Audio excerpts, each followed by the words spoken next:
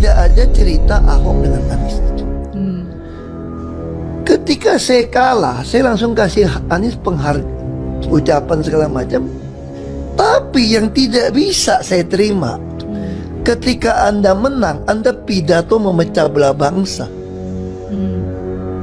Bahwa Jakarta udah kembali ke pangkuan pribumi yang dijajah selama ini. Itu teksnya di mana-mana. Itu sangat memecah belah bangsa. Saya ini asli Indonesia sesuai undang-undang loh. Apa karena saya namanya Ahok? Itu yang tidak betul seorang Anies lakukan. Bagi saya Anies sangat tidak negarawan. Anda udah menang, yes okay gitu loh. Saya juga tidak bawa ke MA, nggak bawa ke MK. Waktu Anda ulang tahun DKI saya juga datang. Tapi kenapa Anda mesti pidato seperti itu? Seperti itu. Itu adalah komentar Ahok yang mempertimbangkan untuk kembali mengambil posisi sebagai Jakarta 1 atau Gubernur Jakarta.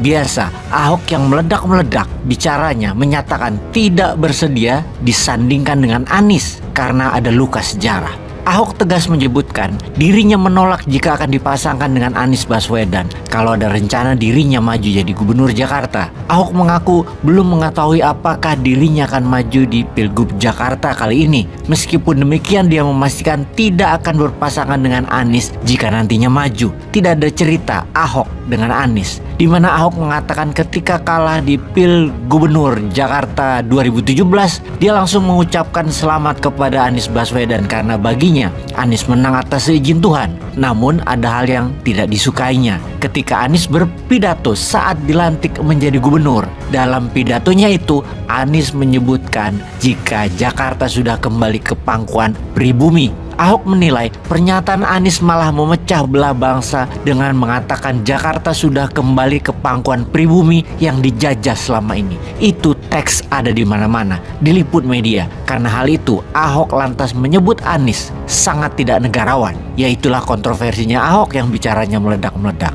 Oke, kembali kita bicarakan Jakarta. Jakarta adalah kota penting kalau kita ingin menjadikan diri kita berperan dalam kancah nasional di Indonesia. Oleh karena itu, menjadi gubernur Jakarta seakan menjadi salah satu langkah penting kalau seseorang ingin menuju langkah yang lebih tinggi, yaitu menjadi presiden di Indonesia.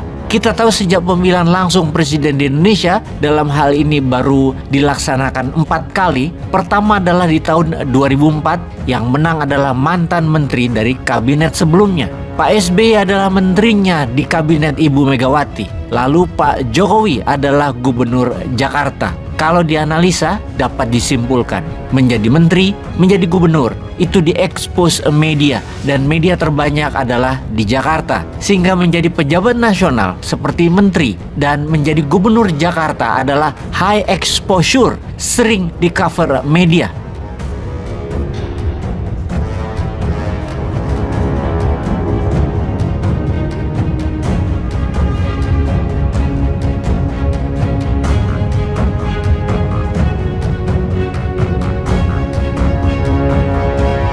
Melihat pentingnya posisi Jakarta, maka saat ini terjadi perebutan kursi gubernur Jakarta. Pertahanannya atau incumbentnya adalah Mas Anies. Kemudian ada banyak calon lagi yang mulai menunjukkan diri minat untuk jadi Jakarta 1. Ada Syahroni, ada Ridwan Kamil, ada Ahok.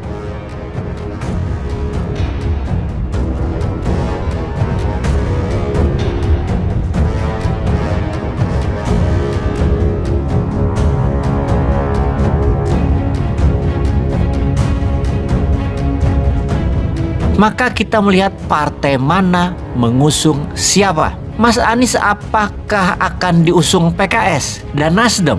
Pak Anies 1, Syahroni wakilnya 2 misalnya.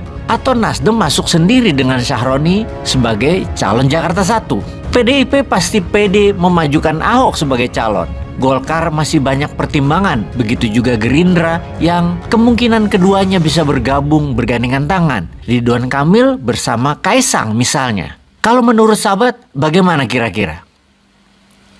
Peace.